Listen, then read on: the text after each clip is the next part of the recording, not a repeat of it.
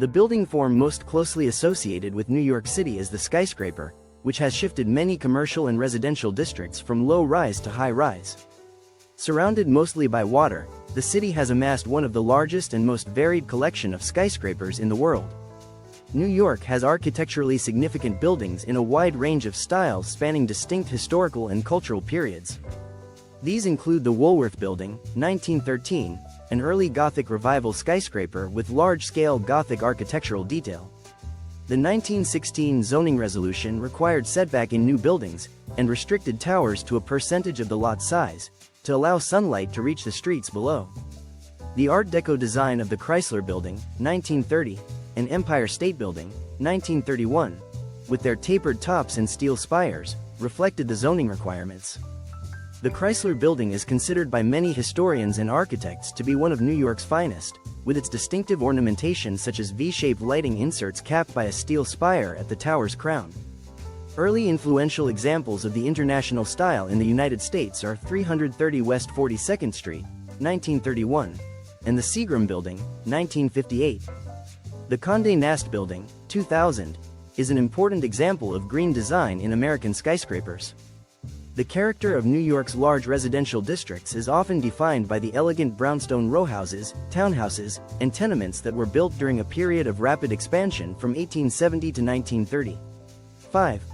In contrast, New York City also has neighborhoods that are less densely populated and feature freestanding dwellings. In the outer boroughs, large single-family homes are common in various architectural styles such as Tudor Revival and Victorian. Split two-family homes are also widely available across the outer boroughs, for example in the Flushing area. Stone and brick became the city's building materials of choice after the construction of wood frame houses was limited in the aftermath of the Great Fire of 1835. 9. 10.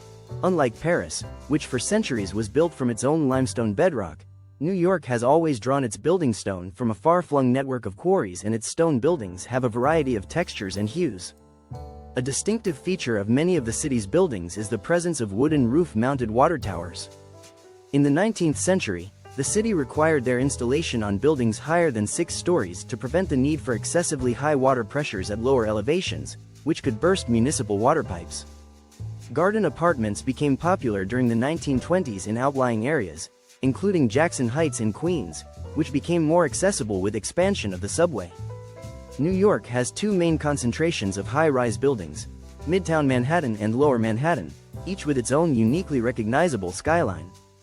Midtown Manhattan, the largest central business district in the world, is home to such notable buildings as the Empire State Building, the Chrysler Building, and Citigroup Center, as well as the Rockefeller Center complex.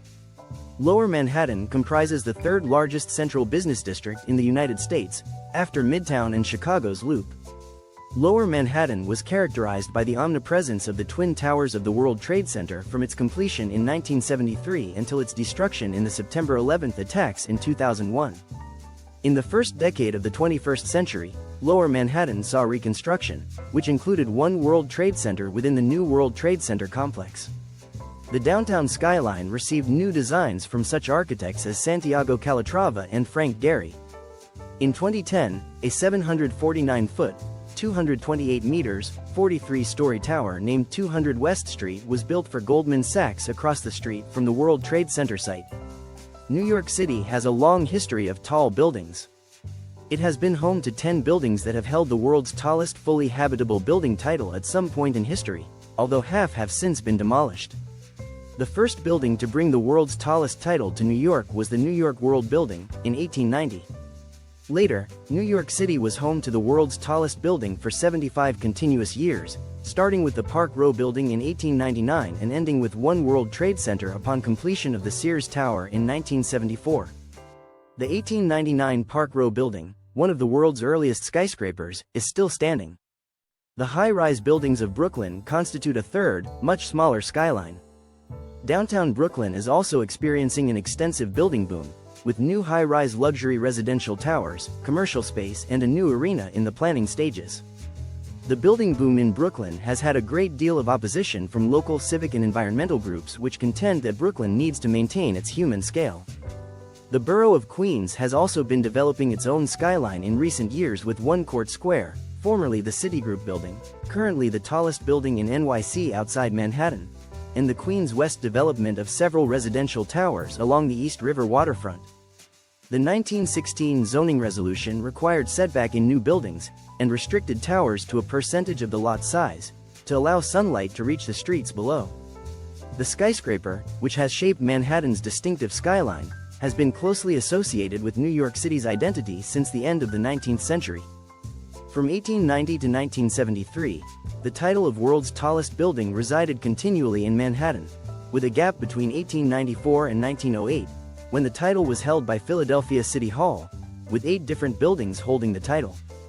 The New York World Building on Park Row was the first to take the title in 1890, standing 309 feet, 94 meters, until 1955, when it was demolished to construct a new ramp to the Brooklyn Bridge.